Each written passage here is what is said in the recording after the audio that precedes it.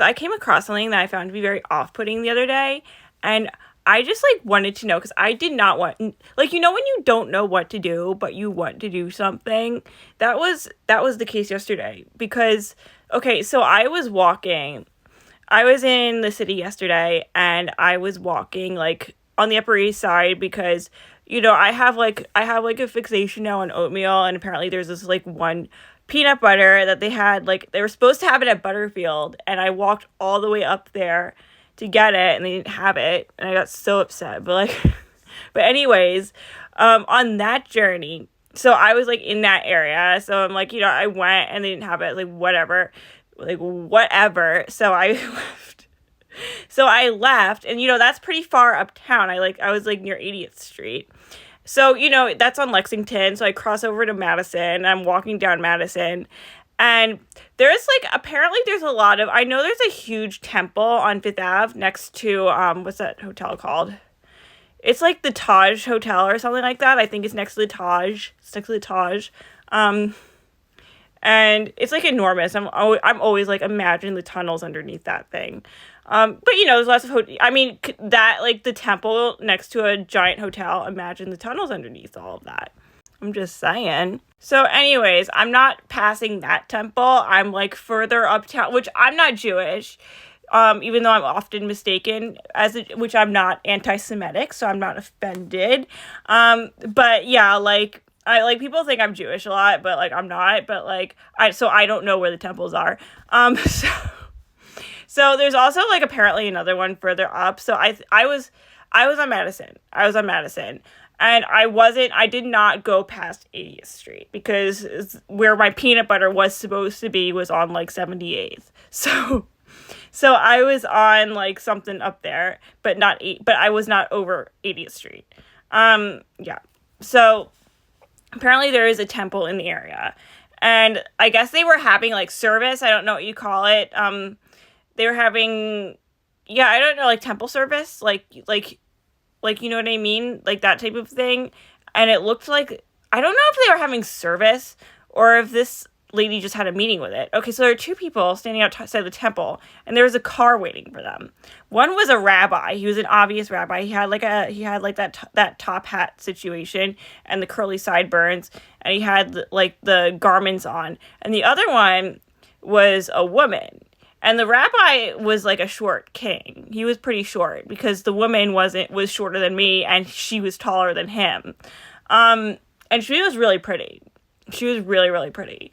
But the thing that kind of disturbed me was, okay, so he's standing here and she's standing here. Like they're literally, at first I thought they were like hooking up in the middle of the street. I was like, what is going on? I know it's dark out, but like, okay. So like they were so close together. I thought they were literally hooking up in the middle of the street. Like and then I got closer to them because I was like walking, I was walking past them trying to get downtown, trying to get to Midtown. And as I'm walking past them, I'm like, oh, they're not hooking up. They're just standing super duper close to each other. Like he's like up to her nose practically, but he's like talking to, like, he's saying something to her in a very low voice. Like, they're not hooking up at all. And he's just saying something to her in a very low voice. And she's just staring at him like this. Like, literally, and she's not blinking. She looks completely hypnotized. And she's just like, and he's talking to her like this, like right up to her face. And I kind of stood and watched them, and they were just doing that for a while. And then there was a car right outside, like waiting for somebody. I'm like, I know these religions could be very culty. Like, I'm just like I just felt like she was in, because the stuff you hear, like Jeffrey Epstein, like not all Jew, like there's a certain types of Jew that's actually worships the devil, and like they can get very toxic, especially towards women. So yeah, she just looked like she was in danger.